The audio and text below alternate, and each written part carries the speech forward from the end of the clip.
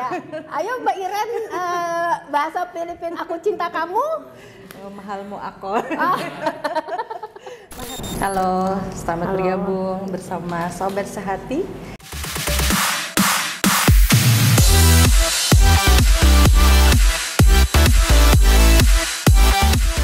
Kita kedatangan tamu yang sangat spesial ya, Ibu yang luar biasa. Hai.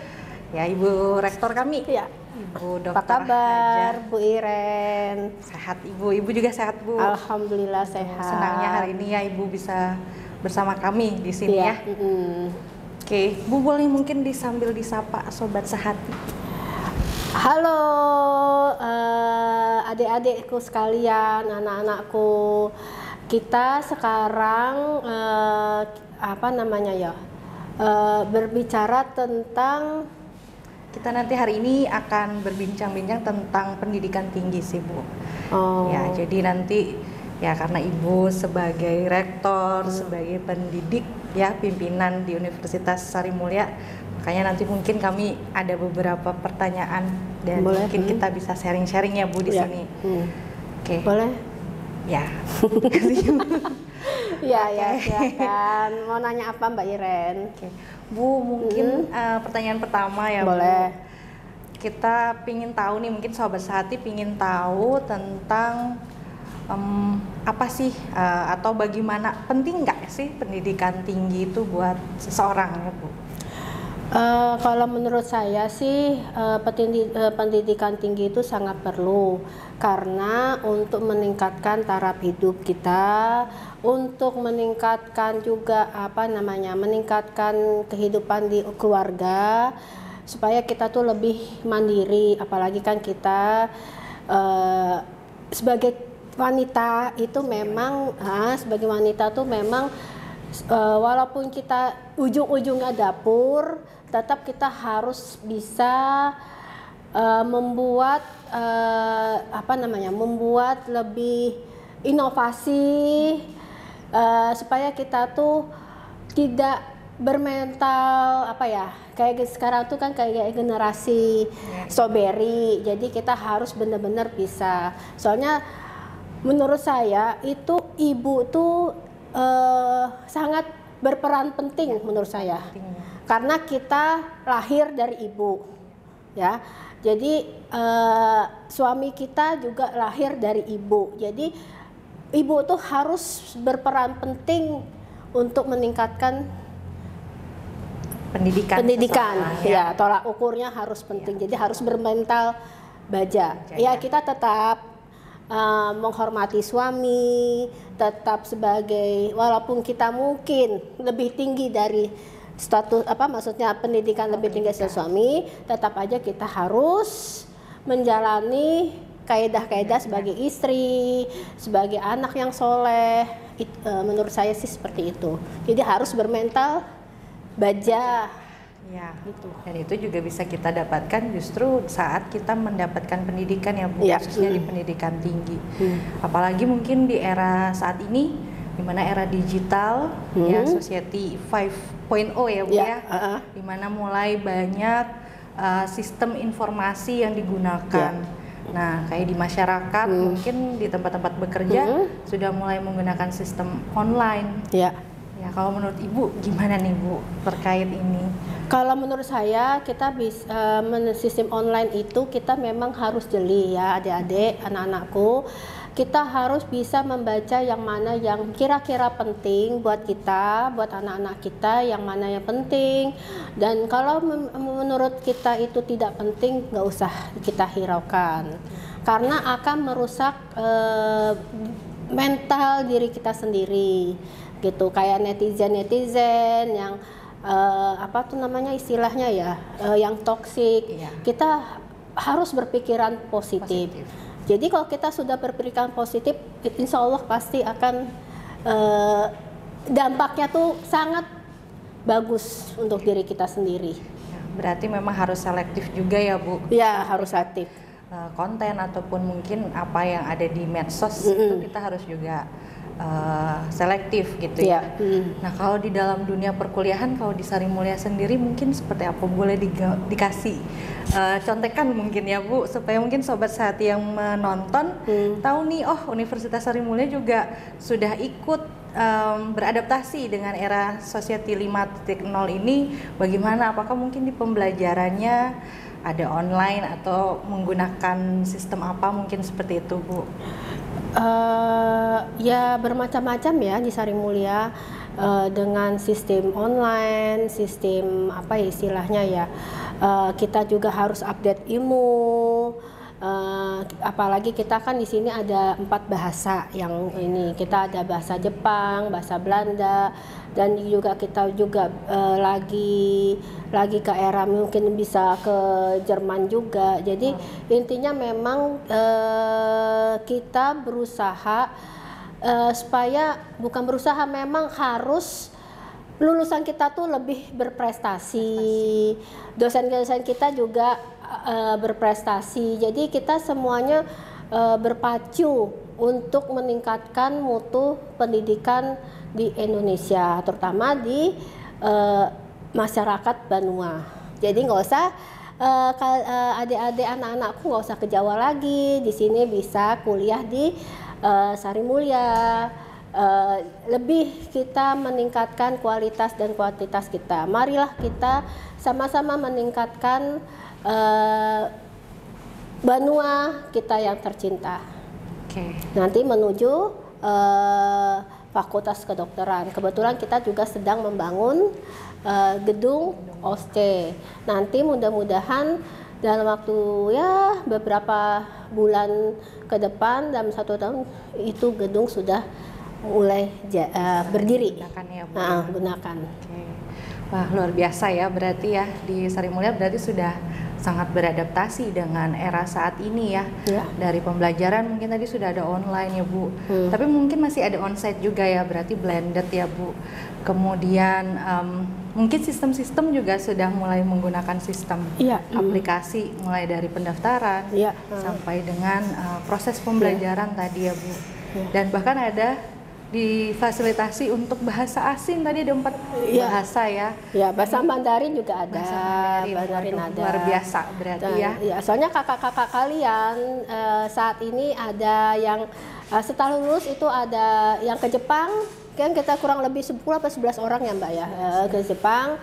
Terus ada juga ke Belanda juga ada juga ke Australia, dan ada juga kemarin kita dengar ke Arab. Ada. Jadi buat adik-adik, anak-anakku, ayolah kita sama-sama meningkatkan diri kita. Jadi nggak usah jauh-jauh deh. Walaupun saya ini juga backgroundnya awalnya kan dari kesehatan, dari kedokteran gigi, akhirnya ujung-ujungnya juga ke manajemen pendidikan. Jadi kita memang ya semuanya itu ini ya, kesempatan itu tidak datang kedua kali. Jadi harus tetap diambil, apapun itu kesempatannya dan itu positif harus kita ambil. Ya harus tahu bagaimana mencari peluang, menggunakan peluang itu ya Bu, supaya bisa terus berkembang gitu ya. Nah jadi Sobat Sehati nih, kalau misalnya mau mencari pendidikan tinggi, tadi kan Ibu bilang penting gitu ya. Jangan lupa, mungkin sering sambil cari-cari informasinya. Universitas Sari Mulia masih buka pendaftaran berarti ya Bu untuk Universitas Sari Mulia? Masih buka kesempatan.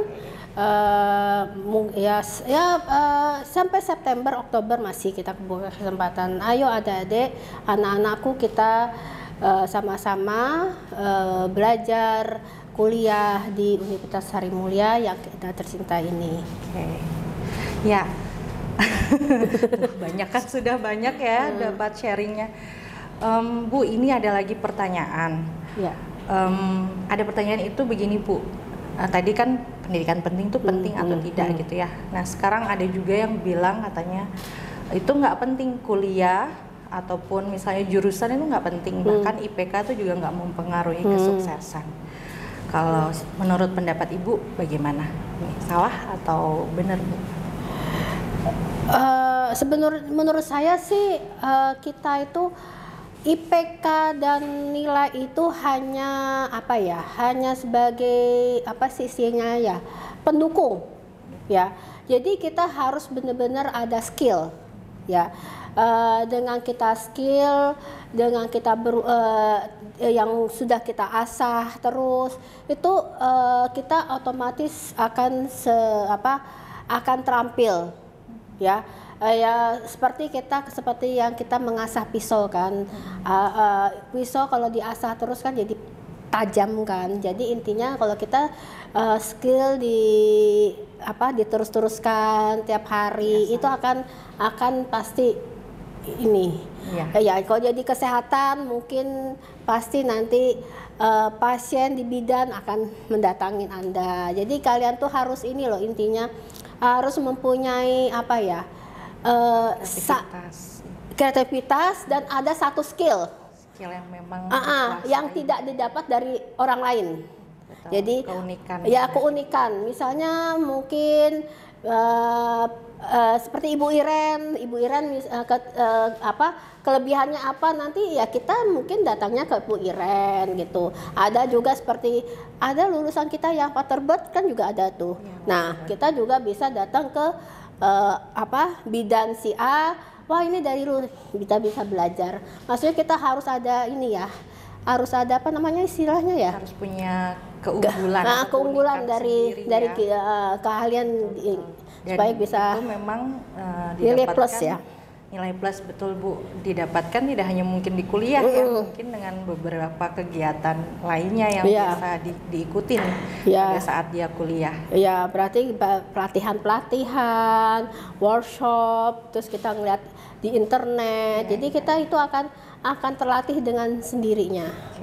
Gitu. Berarti itu kegiatan pembinaan soft skill ya Bu? Iya, pembinaan soft skill. Kalau di Sri Mulia sendiri ada tidak Bu khusus untuk pembinaan soft skill? Oh, ada.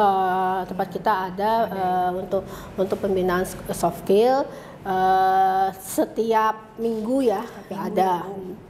Nah, berarti kalau setiap minggu itu memang digabung dengan pembelajaran atau dia terpisah sendiri? Itu ada yang sendiri, ada yang gabung dengan pembelajaran, dengan perkuliahan. Jadi tergantung dari mata kuliah kita sendiri. Kalau kayak seperti Waterbird dan lain-lain itu memang keahlian dari tambahan yang waktu kita ke Bali itu kan ada tambahan, ada skill, ada gimana. Jadi biasanya kita seperti field trip ya, seperti field trip. Jadi kita bisa gabungan dari itu kesempatan. Jadi maksudnya saya, kalau kita field trip, kalau kita KKN, PKN, itu semua kita harus memanfaatkan sebaik-baiknya. Karena kalau saya sendiri pribadi waktu saya kuliah, malah saya suka kuliah di luar. KKN itu malah justru lebih nyata karena kita lihat langsung diterjun di masyarakat. Kalau saya sih seperti itu. Iya, itu kan kalau untuk yang tergabung dengan pembelajaran. Kalau yang organisasi bagaimana Bu? Ya sama aja. Kalau kita di organisasi juga kita harus menunjukkan skill kita. Seperti kita waktu SMA kan ada organisasi PMR. Ada organisasi seperti kita pramuka, itu juga skillnya harus kita. Kayak pramuka kan kepemimpinan, terus ada juga pramuka tuh sandi morse kan dulu, ada juga pramuka tuh juga tali penali, itu kan juga skill. Iya, betul. Terus kalau misalnya PMR. Itu juga kita skill. Kalau kita sudah skill di PMR, itu kita bisa dasar untuk menjadi bidan, bisa dasar untuk jadi perawat, bisa dasar untuk menjadi dokter. Itu menurut saya sih.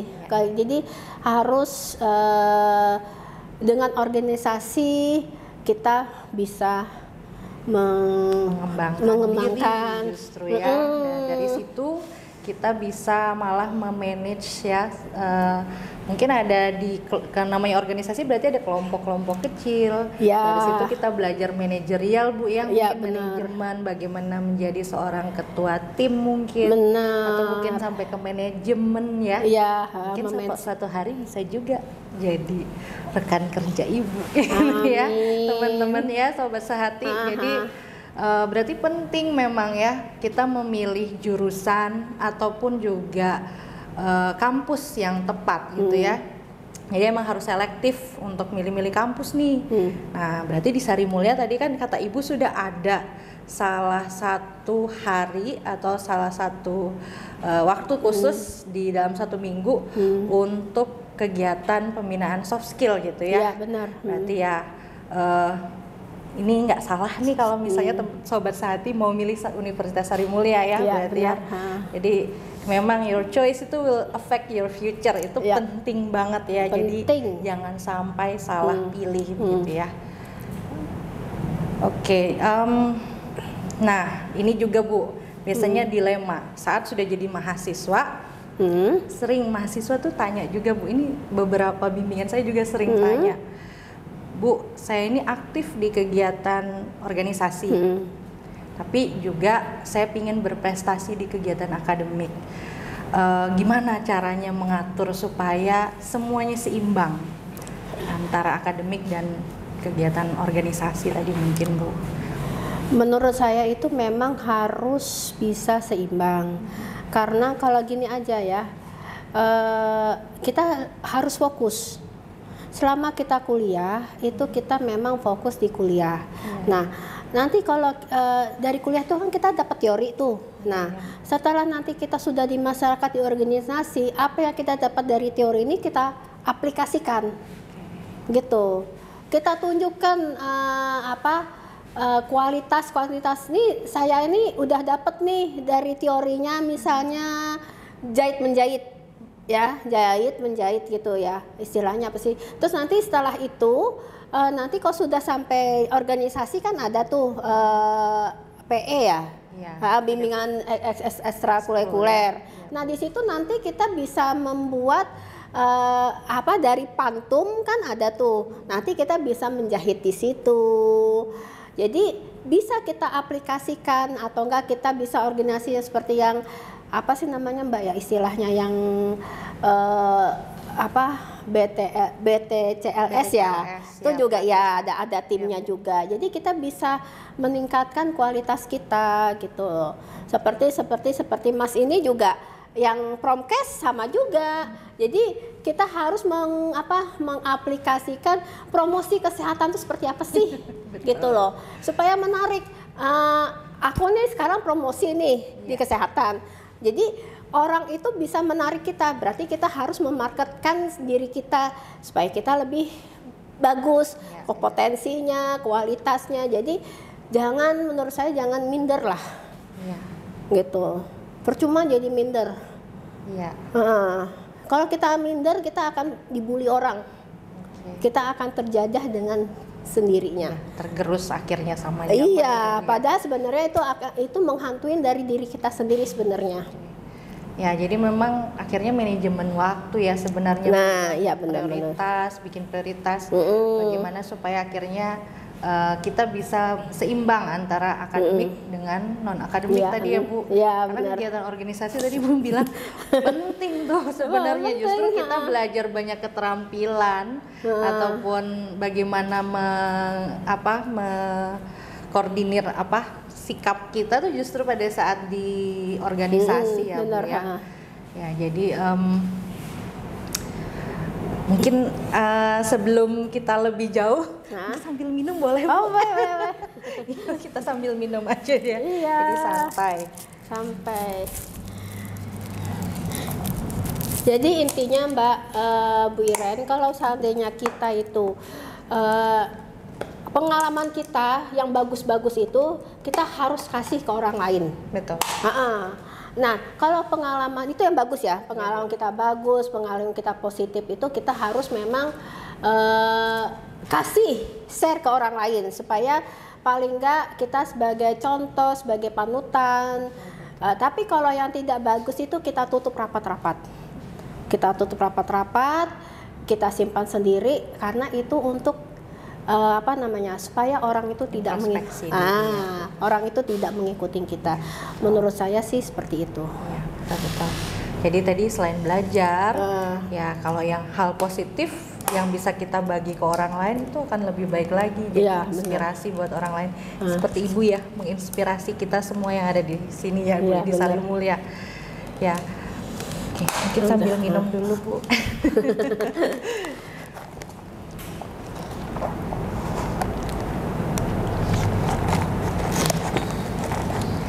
Ibu mungkin sambil cerita-cerita, Bu. Dalam lulusan Sari Mulia ini tadi sudah banyak berarti yang kerja di luar negeri ya, Bu ya? Banyak. Itu ada pembinaannya berarti ya, Bu? Ada pembinaannya. Jadi kita ini kan biasanya pakai test TOEFL. Kita tuh tes TOEFL kalau kita bahasa Inggris. Setelah lulus itu kan kita ada uji kompetensi bertahap. Terus kita juga ada tes TOEFL. Nah, setelah itu kita saring, baru nanti apa sih istilahnya ya? Ada memang apa sih nama istilahnya tuh, kerjasama kita dengan Jepang, mungkin juga ada juga yang apa sih istilahnya bisa yang dari BP3TKI ya, BP3TKI juga bisa ini. Jadi memang kayak si Anas kan sudah ke sana. Jadi ada kakak-kakak kalian sudah ada di sana. Alhamdulillah kita ya bisa mengirimkan ke sana. Dan itu memang dibina ya, Bu. Dan dibina. Masih mahasiswa berarti ya. Iya, dibina. Bahasa Jepang itu harus apa ya? N1 ya, apa ya, saya lupa. Iya, betul, Bu. Gitu. Jadi harus ada dibina. Nah, itu juga ada juga bahasa Belanda. Jadi tetap bisa ini. Kebetulan kan dosen kita Pak siapa namanya tuh? Yang di Belanda juga bisa jadi dosen. Pak Dian juga bisa nanti mengajar kita untuk bahasa Belanda. Kebetulan beliau dosen farmasi. Ngambil S3 di sana. Berarti nggak cuman mahasiswanya, lulusannya yang sudah keluar negeri, bahkan dosennya juga sudah ada yang berangkat ke luar negeri ya, Bu? Iya, sudah ada. Banyak mungkin yang sudah kuliah ke luar negeri ya, Bu ya? Termasuk Mbak Iren. Iya, Bu. Termasuk Mbak Iren bahasa Filipin. Siapa tahu nanti Mbak Iren bisa mengajar bahasa Filipin. Sudah, Bu, sering kan. Ya. Ayo Mbak Iren, bahasa Filipin aku cinta kamu. Mahalmu aku. Mahal kita, Bu. Ya. Oke. Banyak sekali sih sebenarnya pertanyaan kita.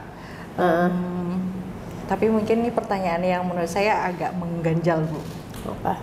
Ya tadi kalau dari cerita Ibu, kita cerita-cerita Sari Mulia ini sudah banyak sekali sebenarnya ya yang dikerjakan. Kemudian banyak sekali juga yang bisa dilihat dari dosen-dosennya mungkin yang berprestasi.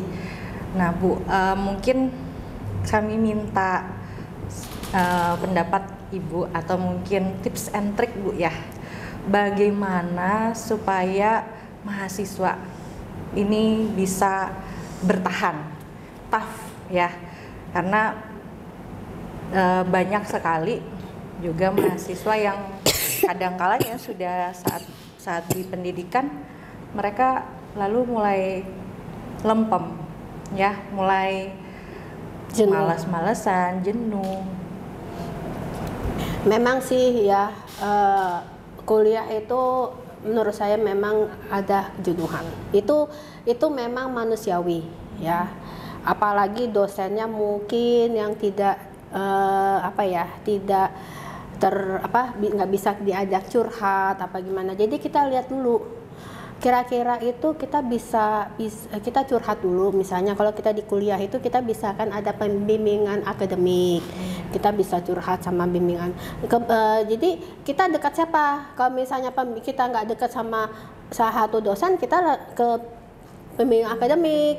Tapi kalau misalnya mungkin kita dekat sama Bu Iren, kita bisa curhat sama Bu Iren. Nanti baru kita diskusikan apa gimana gitu loh. Dengan cara belajar, apa mungkin tentang jatuh cinta, apa gimana. Jadi intinya menurut saya sih kita harus tahu karakter dari si dosen, ya, karakter supaya kita tuh bisa lebih semangat. Kita mungkin kayak Bu Iren kan cara mengajarnya seperti apa, cara membimbing skripsi seperti apa. Kalau kita sudah sudah tahu karakternya Bu Iren, otomatis kan kita senang. Nah, setelah kita senang sama Bu Iren sebagai dosen, nah kita apa yang diajarin Bu Iren pasti gampang masuk gitu loh. Jadi intinya ya kita harus ini. Nah, kalau kita ada tugas itu harus dikerjain langsung. Kita skripsi. Nah, kalau kita ditunda itu pasti otomatis akan lepas, lupa akhirnya, akan lupa. Itu akan kan kita kan waktu ini kan selalu berjalan nih. Jadi nggak bisa, kita harus kalau ditunda-tunda. Jadi kata ibu saya sih kita sebelum tidur malam kita harus merefleksi. Nah, apa ya yang kita kerjakan, apa yang belum kita kerjakan. Nah, setelah itu setelah kita berdoa, kita refleksi apa gimana, kita tidur, besok paginya kita harus lagi lihat apa aja yang kita kerjain, apa kita yang belum ini kan gitu loh. Soalnya kuliah lama tuh nggak enak loh. Betul. Kan ya, jadi intinya sebenarnya sih kalau kuliah itu memang harus ada dari kita sendiri sebenarnya. Dari motivasinya kita sendiri ya Bu ya. Tapi kalau menurut saya, kalau misalnya pasti dari adik-adik anak-anakku sekalian tuh ada juga kuliah itu disuruhan orang tua, gitu. Nah, curhat ya, jadinya curhat nih aku nih. Tapi menurut saya sih, walaupun kita disuruh orang tua, kita harus membuktikan. Betul. Nah, makanya saya bilang, seperti saya kan awalnya di kedokteran gigi. Nah, jadi alhamdulillah lulus apa gimana. Nah, tapi kita harus bisa kualitas. Jadi kita ngambil pendidikan lagi, membuktikan. Kita juga mampu. Kita mampu. Ya. Disuruh tadi. Jadi kita harus mampu. Jadi akhirnya alhamdulillah sekarang ini sudah mencapai target yang masih tapi masih tetap proses mungkin ya Bu ya. Gitu. Itu karena tuntutan juga ya. Tuntutan dari supaya kita tuh lebih bermanfaat untuk orang lain. Betul. Nah, jadi berarti memang ya tantangan tuh pasti ada ya Bu ya. Oh pasti, tantangan, godaan. Kita tetap mau mengulang lagi ya, belajar tuh. Ya ini mungkin mahasiswa sering banget SKS, sistem kebut semalam. Oh jangan. Ya. Nah ini yang susah nih, akhirnya pas ujian, aduh hair lagi gitu ya. Akhirnya, aduh saya kok udah kerja, udah belajar mati-matian nih Bu, tapi tetap nggak lulus gitu ya. Padahal karena nggak diulang-ulang tadi ya Bu ya. Kemudian tadi belajar mencintai apa yang kita lakukan ya berarti Bu ya. Jadi kalau kita udah mencintai tadi ya, menyukai dengan kata Ibu tadi menyukai dosennya dulu, pasti akhirnya bisa masuk tuh materinya ya. Jadi mungkin itu ya tips and trick yang bisa dibagikan. Atau mungkin ada lagi Kak Bu? Ya mungkin kita ya membuat apa ya, jembatan keledai. Kita belajar harus ada jembatan. Kayak saya kemarin tuh kan saya waktu SMA tuh kan ada yang golongan gas mulia kan, golongan 1A dari itu kan yang golongan 1 tuh ada pokoknya saya bilang hari Minggu nasional kita kamus rame badai itu kan harus ada bahasa ininya. Jadi bahasa kita dulu jembatan keledai, kalau anak sekarang bilangnya resum kali Bu ya. Resum itu bahasa rangkuman tapi mungkin dengan bahasa kita sendiri. Dengan kita sendiri. Jadi kita harus, apalagi di kesehatan tuh kan banyak banget tuh golongan 1 sampai 7 apa 9. Jadi gas-gas mulia tuh harus, jadi kita harus membuat mempermudah dari ini kalau kita Untuk kayak mengingat.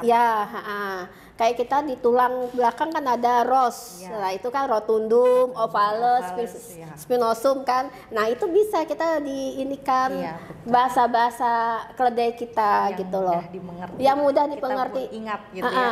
Jadi kita mengingat untuk diri kita sendiri, baru kita ini. Jadi kalau kemarin waktu almarhum bapak saya bilang, kalau kita mengajarkan orang lain, mengajarkan anak atau mengajarkan mahasiswa, mahasiswa kita tuh yang kita ajar tuh harus kita ini tanya, kamu ngerti nggak? Ngerti Bu. Kalau ngerti apa? Coba ajarin. Nah kalau dia bisa mengajar juga, berarti kita berhasil. Berarti berhasil. Kita berhasil mengajari mereka. Itu almarhum bapak saya bilang Ya, begitu. luar biasa sekali ya Ibu. Memang ya betul sudah pendidiknya tadi. Karena kalau Ibu tadi sudah harus malah bisa di-sharingkan ke orang lain sampai orang itu bisa untuk mengajarkan orang lain lagi. Iya. Gitu ya. Itu memang apa ya, filosofinya bapak seperti itu, almarhum bapak. Ya Bu, mungkin pertanyaan yang boleh dikatakan universitas favorit lah Bu ya. Sebagai pimpinan universitas, Ibu mungkin bisa di-sharingkan juga dengan Sobat Sehati. Bagaimana nih Universitas Sarimulya ini bisa bertahan, bahkan eksis banyak prestasinya dari dosen dan mahasiswa di Kalimantan Selatan ini. Nah, gimana ya? Jadi menurut saya itu mitra kita itu bukan sebagai pesaing. Harus kita benar-benar bisa apa ya namanya?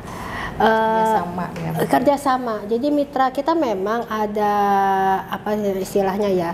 Ada pesaing-pesaing kita bagaimana, tapi menurut kita itu malah justru tantangan. Jadi kita harus bisa semua itu anggap aja sebagai teman rekan kita kerja, sahabat akademisi. Jadi kita harus bisa sharing.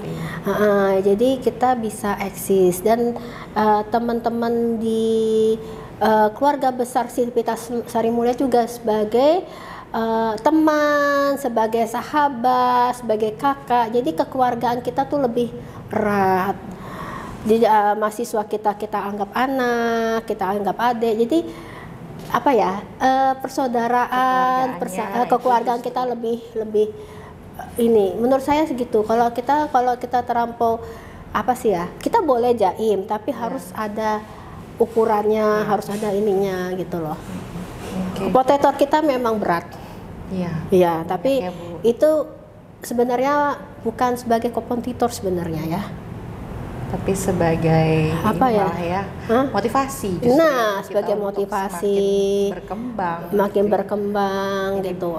Ya, inovasi jadi yang malah memikirkan bagaimana nih ada inovasi terbaru supaya kita malah bisa bersaing dengan kita harus yang lain mungkin kita harus punya ciri khas tersendiri, harus punya bagaimana. Jadi alhamdulillah ya kita tetap eksis. Ya harus eksis terus dong. Harus terus ya Bu ya. Harus terus gitu. Ini OTW nih nanti kan, akreditasi kita.